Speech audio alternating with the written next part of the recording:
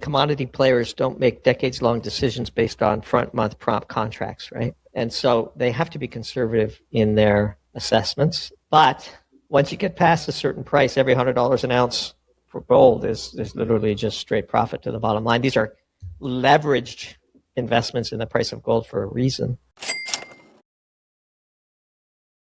Welcome to In It to Win It. This is Steve Barton, and thank you for tuning in. Today we have our resident energy expert, Doomberg. His Substack is one of the top finance newsletters, known for its sharp takes on energy, finance, and geopolitics. Drawing on deep experience in heavy industry, private equity, and hard sciences, Doomberg brings a practical, data-driven lens to today's energy transition and macro outlook. Doomberg, thank you for coming back on the show. You know, that sounds so good, it's almost like we wrote it. Might have pulled a couple of lines from your text there. Yes. Yeah. Doomberg.com/about. Yeah. No. Yes. Been great. You know, 2026 is off to a rocking start. You know, content sometimes with Trump as president just writes itself, and having a bit of a blast. That must be said. As dangerous as the world is, and as unsettling as some of it is, we do have to take stock in the fact that at least there's Trump. And there's going to be no shortage of things to write about. And for that, at least, I and the rest of the Doomberg team are quite grateful. I'm going to share my screen here, and we'll pull up what you're talking about. So Trump's letter to, well, just go ahead and pontificate on this. Tell us what we're looking at. This is just breaking as we're recording this, just to be fair. You know, the whole Greenland affair has dominated the news. It is one of the most bizarre and peculiar headlines across the wires in a long time. We had a doom zoom about the whole Venezuela thing earlier in the month, and we made clear to our pro subscribers that we thought Trump was incredibly serious about acquiring Greenland. And this letter to the Prime Minister of Norway is something else. I'm sure by the time people are watching this, they will have read it, but it really is quite something. I don't know. You read it. I mean, what do you make of it? It must be said that Dear Jonas has got to be a future title for a Doomberg piece, doesn't it? Yeah, definitely. I love how he starts it. Considering your country decided not to give me the Nobel Peace Prize for having stopped 8 wars, plus I no longer feel an obligation to think purely of peace, although it will always be predominant, but can now think about what is good and proper for the United States of America. So, you know, as I read this, and I posted it on Notes, and it's just quite the sort of vantage point test. You know, from what lens are some subscribers reading this versus others? And I think if you bifurcate the two camps, there's the camp that assumes this must be trolling. I'd probably put myself in that camp. And then there's the camp that thinks this is literally how he thinks and how he talks and how he writes, and that this is an insight into Trump's current, say, mental capacity or narcissism or psychological predisposition. I don't know. What do you think? Which camp are you in? I don't know. I kind of feel like he has a, what's the way to put it? It's kind of like his art of the deal, you know, like he throws out something that is so outlandish and bombastic that when he actually, when the negotiations actually take place, he's able to kind of negotiate down to what he actually wanted, you know, kind of like what I'm thinking of is like in his first term, you know. Yeah, so that would be in the trolling camp. So this is all part of a conscious plan to throw those with whom he is negotiating off balance, provoke a few laughs, and resonate with the average American who probably loves to see the elite of Europe be treated in this way. I suppose, I mean, that's kind of the camp I'm in too, but I tell you, to half the population, this is 25th Amendment time. It's yeah, there's that, or there's he's just simply gone nuts, you know. I suppose either one's possible. Maybe I'm just hoping that we don't have another corpse in office like we've had recently. Oh, you mean Joe Cadaver? Yeah, Joe Cadaver. Yeah. Yeah. All right. Okay, let's move on to a piece you wrote recently. I think was really interesting. You said, I'm paraphrasing here, but you basically said that your wealth is defined by how much energy you can waste. Can you go into that? Sure. Yeah, the piece you're referring to is the one we just published over the weekend called Cold Truths, and a rare free piece from the Doomberg team. So if you're listening to this and you're not yet a paying subscriber, we're going to write you a sternly worded letter. But in the meantime, you can head over to Doomberg and read this piece for free. Cold Truths opens with a reference to a really great post that our sister publication, Classics Read Aloud, published last week on Jack London's iconic short story To Build a Fire. And short stories, literature, great literature, is really very often physics lessons, wrapped in really great prose. And To Build a Fire is certainly one of those. At its core, if you strip away the words and zero in on the meaning, it's a story about thermal comfort and the need to achieve thermal comfort as humans. And our thermal comfort band, certainly the temperature band, and to a lesser extent the humidity band, is actually quite narrow. And it's widely accepted that humans are capable of achieving thermal comfort in ambient environments where the temperature is between 67 and 82 degrees. You get much colder than that, you're going to have to dress up a little bit, maybe throw on the heat. And if it gets much warmer than that, then your body begins to struggle with dissipating that excess heat. And so the body temperature swinging just a few degrees can be fatal.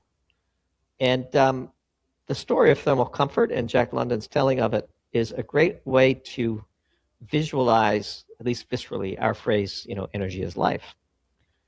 And fundamentally, the second law of thermodynamics dictates that you can't impose order on a local environment without wasting some heat somewhere. And the amount of heat you get to waste as a human is a literal definition of your standard of living.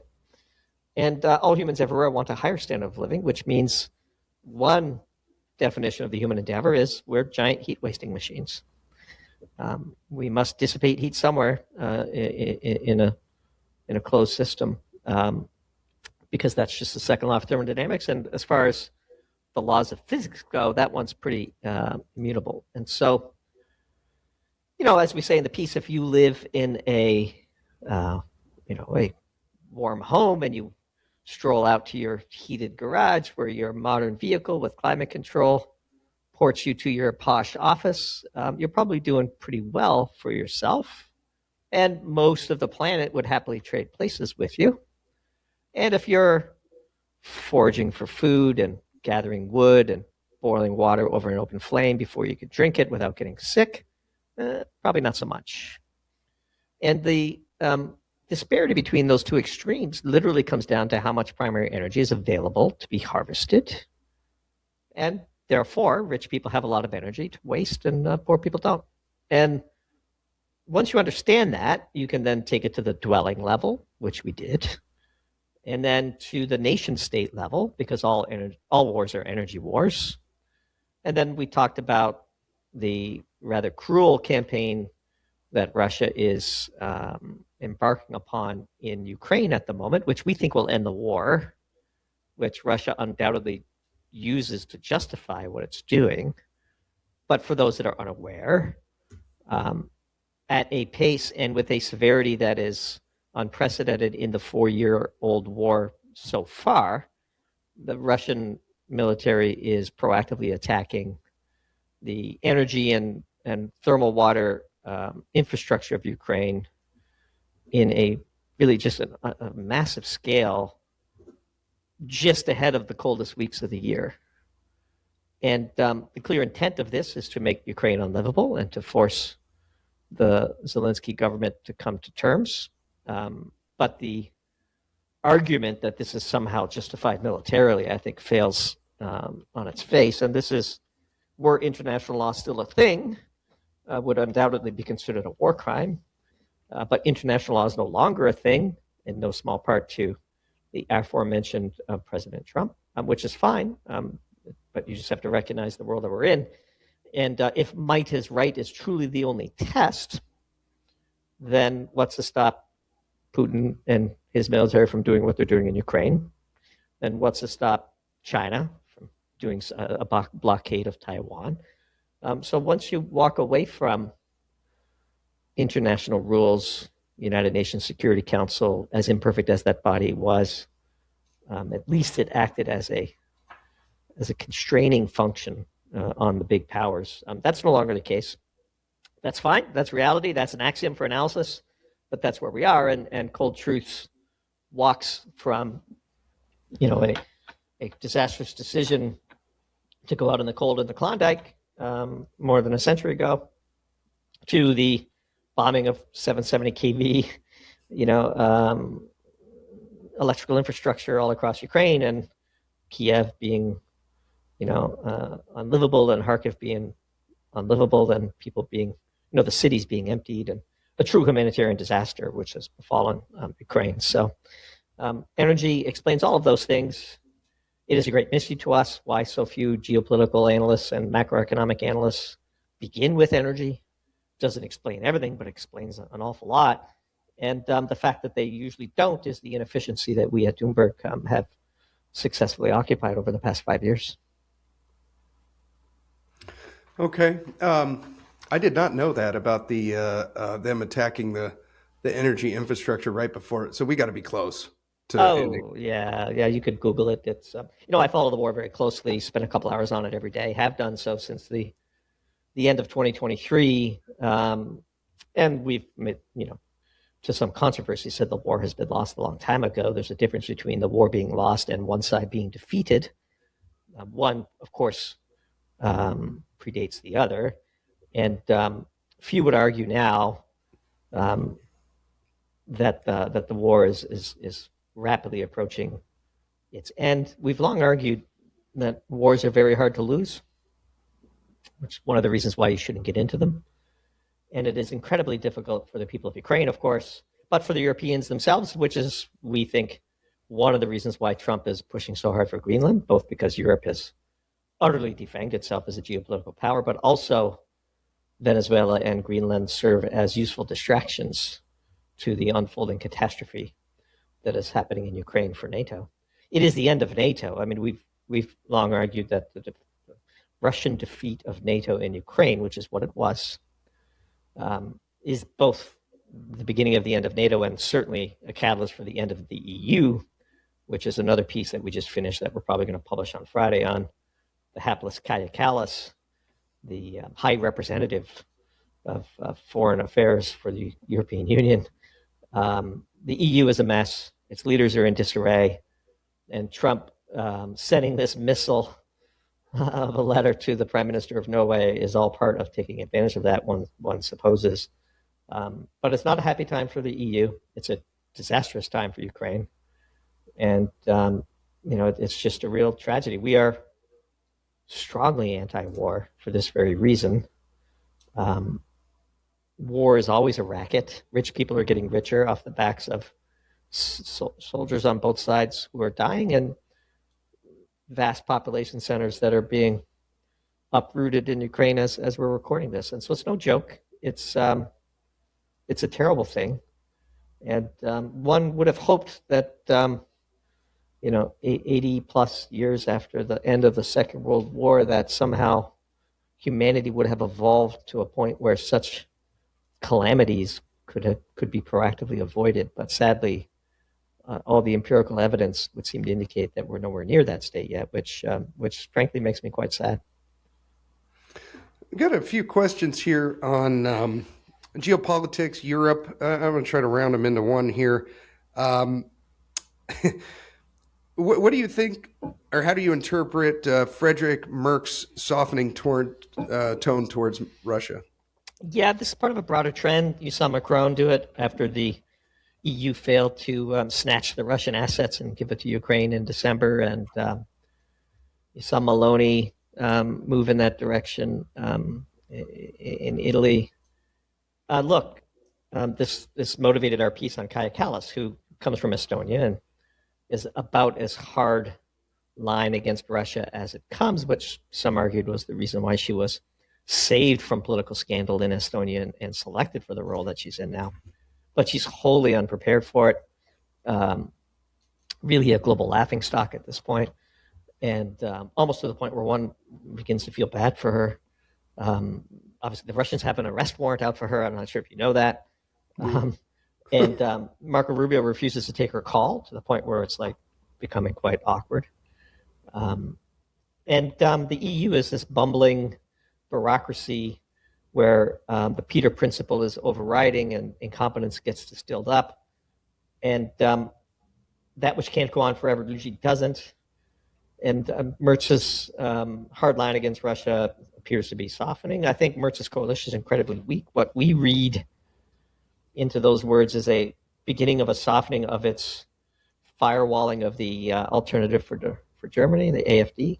And that's the natural coalition that Merz should be part of, this unnatural one with the more liberal side of German politics, just to keep the AfD out of power, is wholly undemocratic and unsustainable.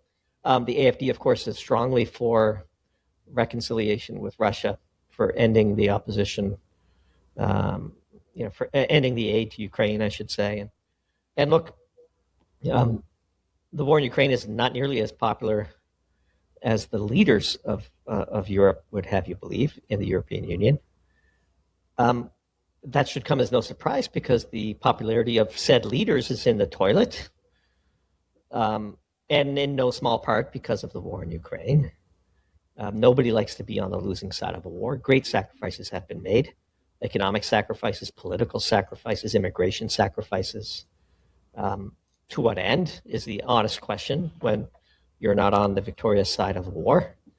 And these political leaders will be held to account the moment the war is over, which makes it the highest risk event to the survivability of the EU itself, in our view. We are beginning to see, at least at the periphery, countries pondering leaving the Union, I think. I wouldn't be surprised if one did this year, at least one.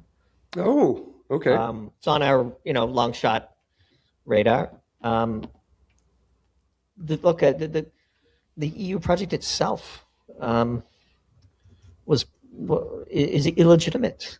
If you just look at the powers they've grabbed versus what was described in the various treaties that themselves were not really approved and had to be voted on multiple times, the whole history of the formation of the EU is quite an ugly process, as I'm sure you know. And the powers that Ursula von der Leyen and the rest of that crowd claim for themselves now are wholly incompatible with those treaties that were passed as to be unrecognizable. And again, this project, which has always been on the brink of collapse, they somehow have managed to string it out a lot longer than many thought. They survived the debt crisis, Draghi's famous whatever it takes, certainly bought some time. But boy, if you had to put a expiration date on the EU, I'd take whatever the poly market is putting on it, I'll take the under. So if you had to guess which country, which one are you going to say? Well, first of all, the British already left, but Hungary, Slovakia, Czech Republic, these countries that have highly skeptical leaders in place for which Brussels is relentlessly attacking. There's an election coming up in Hungary. Brussels has a chosen opponent to Viktor Orban. And anything that you see Orban saying on Twitter, and he's very active on Twitter, should be seen through the lens of this campaign. He's clearly positioning himself as the opponent to Brussels. Look, when a war like what's happened in Ukraine ends, again, I almost hate talking about it because it generates some hate mail. The thicket of propaganda in Europe on this war is just unbelievable. And I feel bad in a way. So one of the things we try to do is read everybody's propaganda, because you get far closer to the truth if you do that. So we often say, here's a great exercise, and maybe I've said it on your show before, maybe not, I'll repeat it for those that are listening. Whenever you see a world-beating headline, like the snatching of Maduro in Venezuela is a classic example of a news event that every major outlet in the world has to cover for like a good 36-hour period, right? Read how that event is covered in at least 8 different countries. They all have English language versions of their approved national outlets, their Washington Posts, their New York Times, their Guardians, their CBC, their Toronto Globe and Mail. They have them in Russia, they have them in India, they have them in Venezuela, they have them in Iran, they have them in Ukraine. Read everybody's propaganda. Read at least 8 different tellings of it, Chinese, Japanese, Korean. You'll be shocked at the disparity between how these events are covered, and you'll never look at your own domestic propaganda the same. And having studied propaganda for a very long time, because as analysts, our 2 objectives are to understand and to predict. And propaganda, in a way, is unless you become skilled at reading it, is not useful to either of those endeavors, because you can be tricked into seeing the world through a lens that isn't appropriate. Having read everybody's propaganda, by far the worst is the British, and a close second is European/German propaganda. And the thicket of distortions, lies, half-truths that have been laid upon these people in the past 5 years, the lead up to the war in Ukraine and then the 4 years of its prosecution, is unbelievable. And so, for example, anytime we write about Russia and Ukraine or talk about it, say, on a podcast like this, we'll get a few pieces of hate mail. And invariably, they're all from Britain.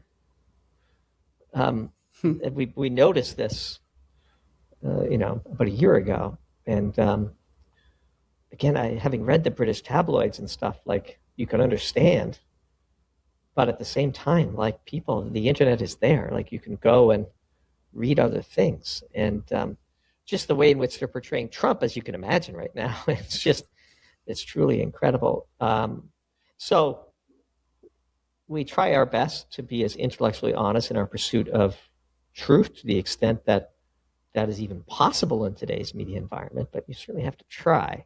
And I think if you just went and read at least 8 different countries, that's a pretty good set for you to see. By the way, when you do that, you learn things. One of the things you learn that is really valuable is what other countries are telling themselves, which we think then allows you to predict how they'll behave in a way that's far more effective than just reading the New York Times or watching CNN. I do read the New York Times, by the way, and I do watch CNN, and I watch whatever MSNBC calls itself right now, and I watch Fox News. Fox News is outrageous propaganda. I mean, Fox News is what the CIA wants conservatives to listen to. I saw this meme on Twitter, which just resonated with me. I wish I could find it. Fox News is propaganda. Newsmax is propaganda. Rush Limbaugh's show was propaganda. Joe Rogan's show is propaganda. You have to view everything as propaganda. So if you get skilled enough in reading enough sources, you can't find truth reading only things that confirm your bias. That's the other thing I'd say. Like, if you're not at least uncomfortable reading some of the things that you read, or say BS to that one paragraph in but still finish it, you're not really doing it right.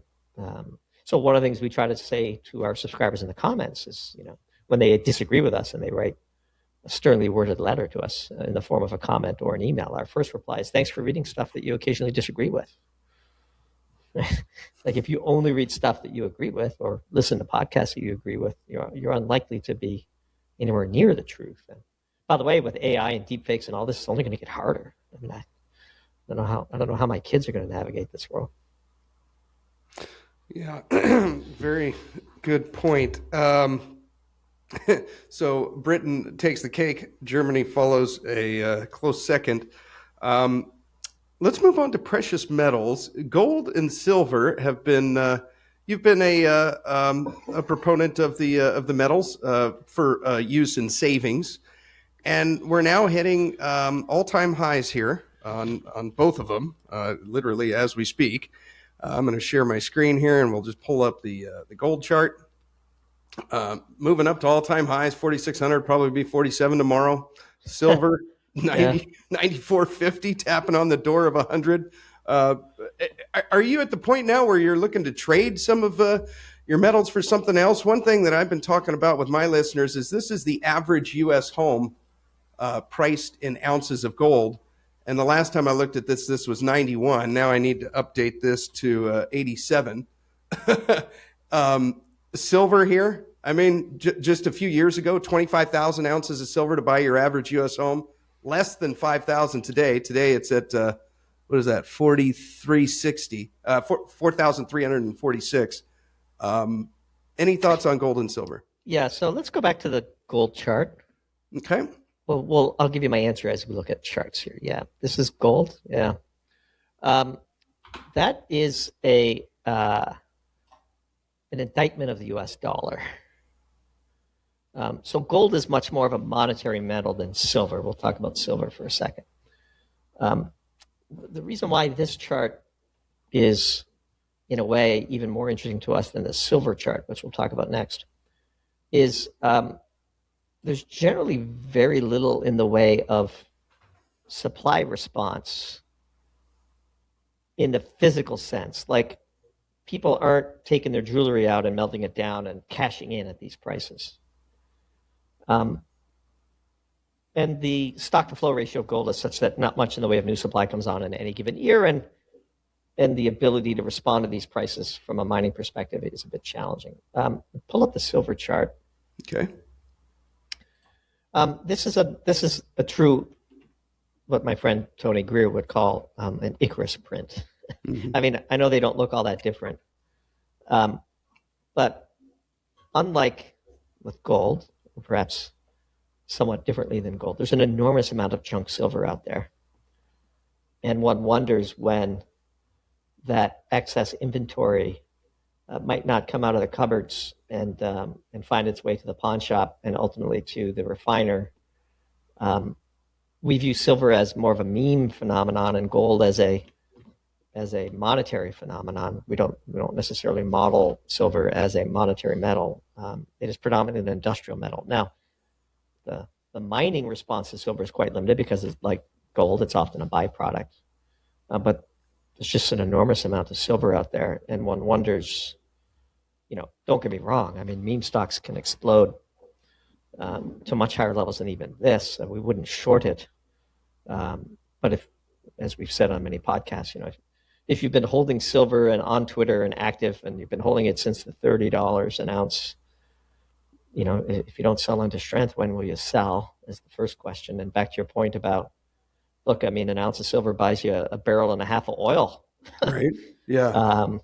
It's pretty incredible. I don't know. We own a lot of gold. I'm not selling. I own personally a lot of gold. Obviously, I own more gold as measured in U.S. dollars now than I did at the beginning of December. It's not because I bought any more gold. It's just because the gold I own has appreciated. I'm not, go back to the gold chart. That chart doesn't please me. Yeah, right. I don't feel validated by that chart. I mean, I bet you my cost basis is in the teens for most of the gold that I own. Do I feel like I've, quote, tripled my money? Or do I feel like the rest of my money has been debased by 2/3? I don't know. It's not good. And the fact that gold is rallying on this whole Greenland stuff, which it is, tells you that the real underlying phenomenon is a loss of confidence in the U.S. dollar system, which, again, as an active participant in that system, and with somebody with children who are active participants in that system, and somebody who has been fortunate enough to assemble far more wealth than I could have ever imagined, given how I grew up. I feel grateful for having assembled that wealth, and I'd like to preserve it, which is one of the primary reasons why I own as much gold as I do. But when you are a prepper, I'm a prepper. I don't get excited when the power goes out and all my preps save the day, right?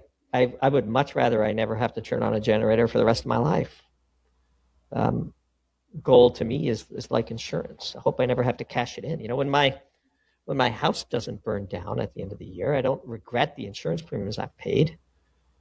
I'm glad that my house hasn't burned down. And this, to me, screams of a fiscal house on fire. Okay. What are your thoughts on today? This is homes priced in gold, and then again, homes priced in silver. Yeah. Any thoughts here? Yeah. Interesting chart. I hadn't looked at it. I can put it on a log scale, might make it a little easier. No, that's fine. I believe you. I mean, clearly you've thought about this. So this tells you two things, right? Mm-hmm. That maybe the price of homes is finally coming down and people don't feel it because nominally you can't see it. Another statement of debasement, but put your broader point, which is either you should be thinking about moving some portion of your current allocation to the precious metals to another savings vehicle, land, collectibles, whatever. The only danger in doing that, of course, is precious metals tend to be far more liquid than those other savings classes, which is why I have such a high allocation to them. Harder to move a parcel of land or a home than it is to sell some fizz. Yeah. But that's an interesting chart. With a couple of children just coming of age right now, obviously, the ability for them to afford a home seems so far out of reach in isolation without any help from us. We're not the type of parents that will withhold such help, of course. But it is an interesting world for a young adult to be emerging into the workforce today with the AI revolution and all of that stuff. So yeah, it's very interesting. Yeah, I pulled up that chart a few years ago and didn't really see anything tradable, and then I'm pulling it up here in the last couple of weeks, and I'm like, maybe there's an opportunity here that I can't ignore.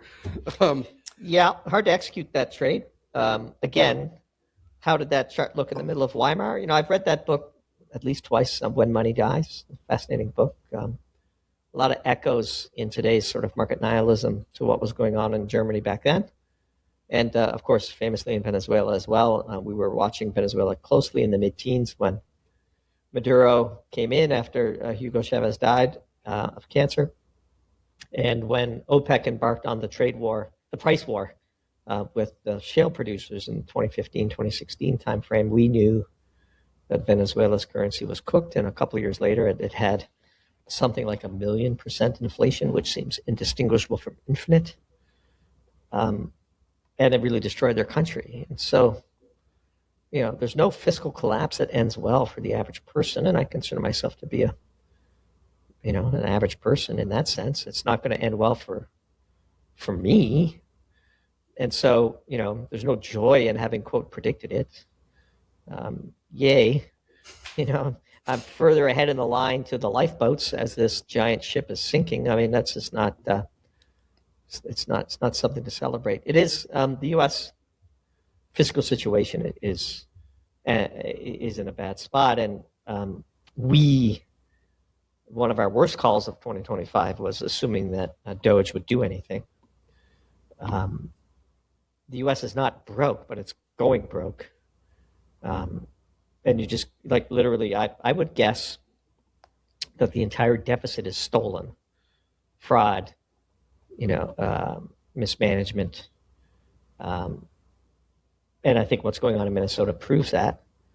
And if you just integrate that across Medicare and Social Security and all the things that Doge was supposed to uncover and fix, it's a real shame that project sort of collapsed into nothing. And really, it might have been the country's last chance to reverse some of this stuff. Yeah. Okay, let's move on to oil and gas.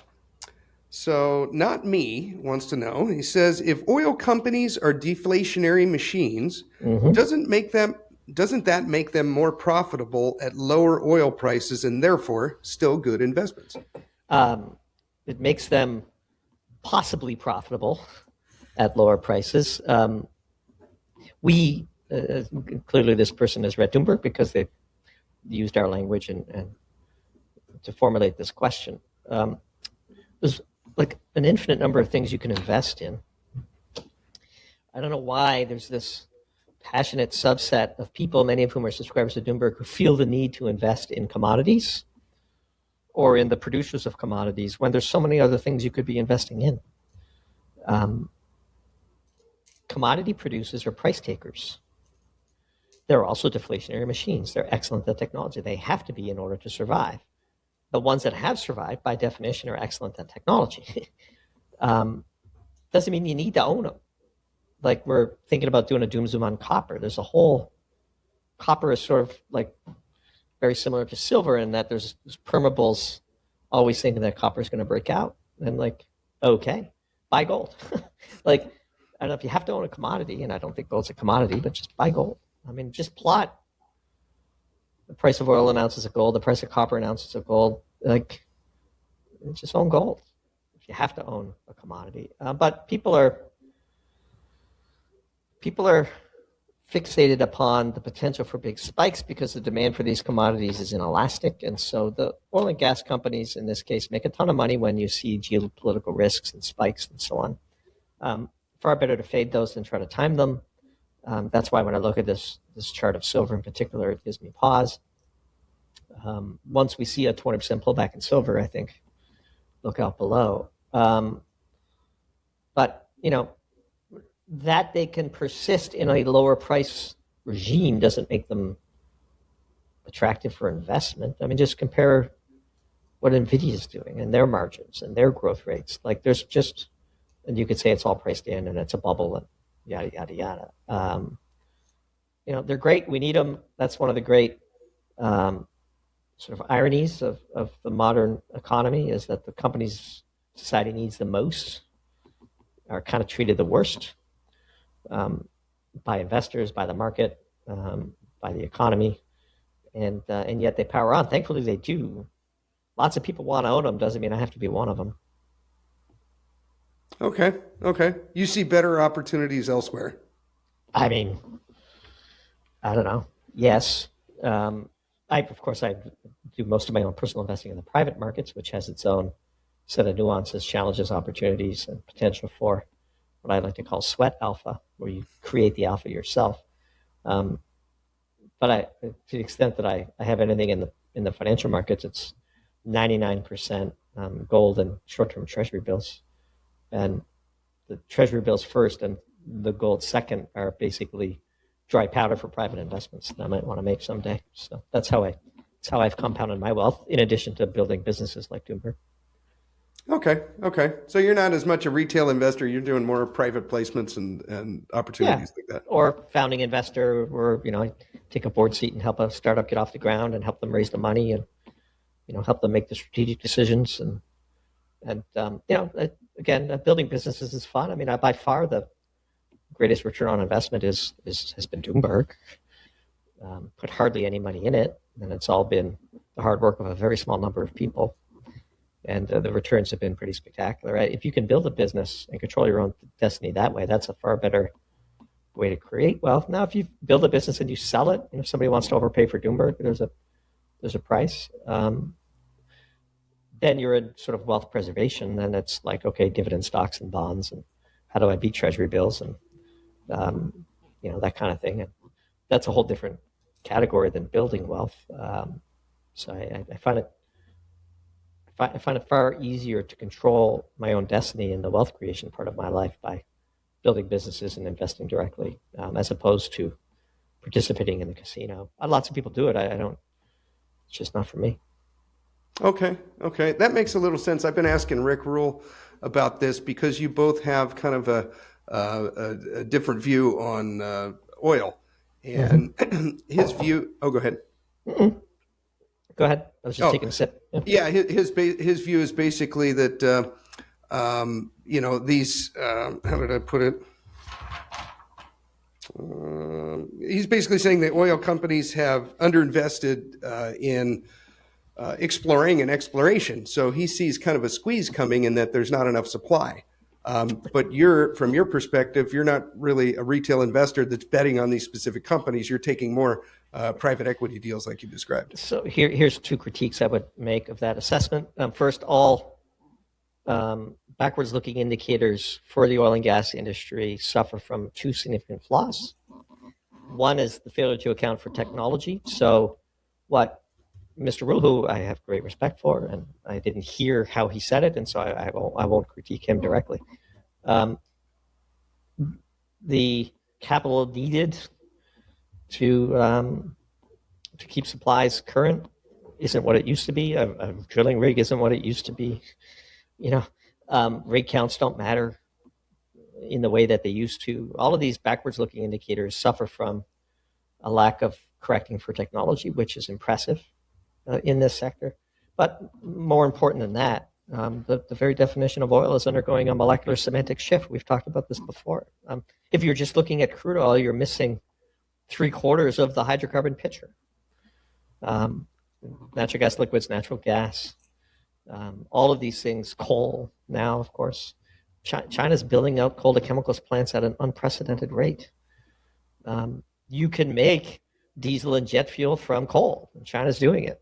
And so what does that mean for crude? If you're just looking at crude, the shale revolution has radically changed the time to, spud the refinery, the time it takes to bring new molecules online in response to market prices. And so, inventory data is meaningless. We wrote a piece, meaningless, you know what I'm saying.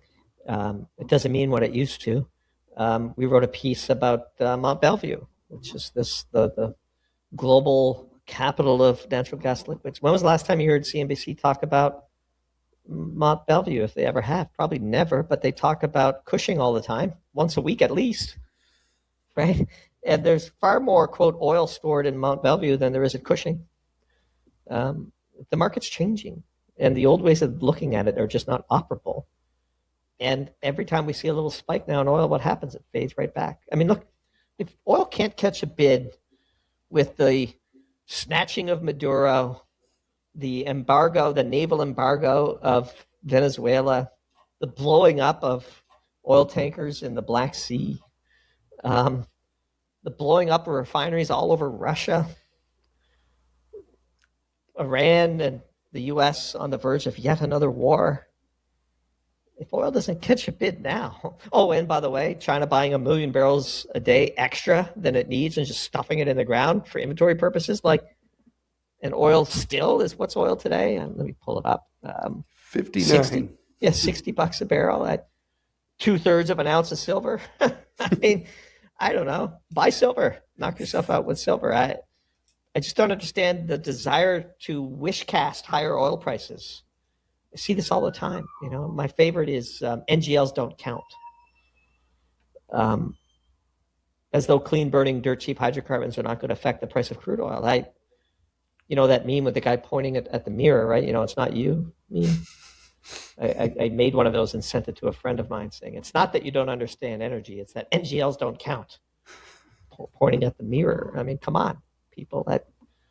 What are you talking about? Why are tens of billions of dollars of midstream capital being invested to make use of NGLs? Because they're hydrocarbons and they burn, and then you create heat from them, and you could do work with heat. So I don't know. The long-term price of all commodities, the long-term real price of all commodities is lower. It just is. Now, the word real is real important in that sentence. But the inflation-adjusted price of oil today is $18 a barrel. I don't know. Look at the price of corn and ounces of gold. Look at the price of soybeans. Look at the price of fertilizer.